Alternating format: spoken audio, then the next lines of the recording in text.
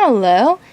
This video I'm going to show you how to do, it's called the little bee stitch. It's kind of an interesting name, which of course all these I'm translating them via Google Translate. I think its original language is Portuguese, so I'm not really sure if everything translates correct. But this is kind of an interesting stitch. It's sort of a mix between like the flat ribbed and your figure 8 stitch. And as you can see, like the flat rib, what we'd call like the flat rib type side. And then you got like your figure 8, like where it's wrapping around. And then on your way back, you reverse it. So this side you would E-wrap on those ones, just wrap around those ones. But then the next time you would E-wrap these ones and wrap around those ones. So now's a good time if you want to pause and get a snapshot. I keep wanting to say screenshot, not Snapchat. If you want a screenshot, or just be able to make your own copy of how to do the stitch. Now, how it turns out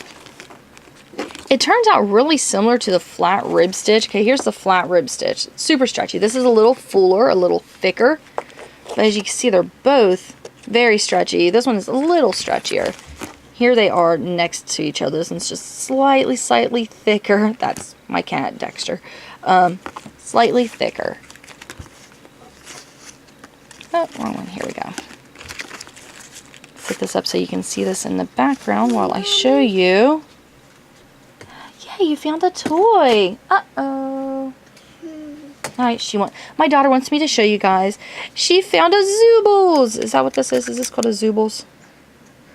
Say it is. You want me to say it is? Okay, it's a Zoobles. I don't know. I think I broke it. There we go. Alright, kind of let Mommy get back to our video. Okay. Sorry about that. Okay. So here we are. Now, we are at our anchor peg. Let me pull that yarn down. So we're going to just wrap over. We go straight down and wrap around. Wrap over, straight down, wrap around. It's pretty easy. This would be one of those stitches that you can just kind of go on autopilot and just bust out. Okay, so we are at that last peg. You want to push all of that down. And now, from here, we go up and wrap. Oops, okay. So we do that all the way down. We're doing the opposite what it was the first time. You see how easy that is to do. Alright, so now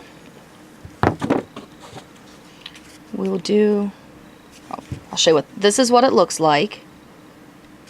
You can see the stitch is different on the bottom than it is on the top. And I always like to take this last peg. That way that's kind of locked in, it's not going anywhere. And to finish your cast on, all you do is take the bottom over the top, all the way down. You flip it over, do the same on this side.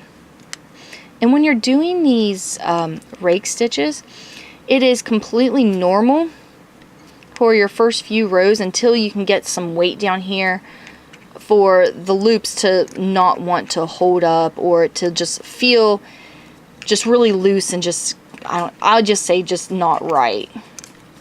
As you can see, those ones aren't wanting to stay over, but that's normal. That's very, very normal. So then you push this down.